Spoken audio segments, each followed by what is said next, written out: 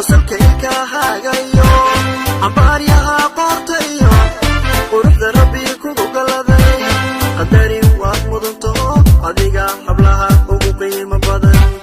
qadarin waad mudantaho adiga hablaha ugu qiimo badan obeyo balayo obeyo balayo obeyo balayo obeyo balayo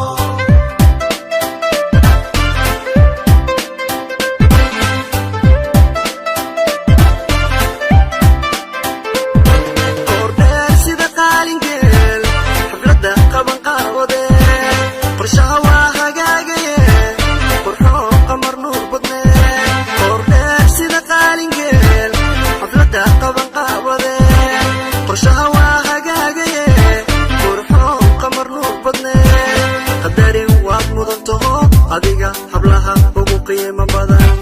qadarin waad mudantaho adiga hablaha ugu qiimo badan obeyo balayo obeyo balayo obeyo balayo obeyo balayo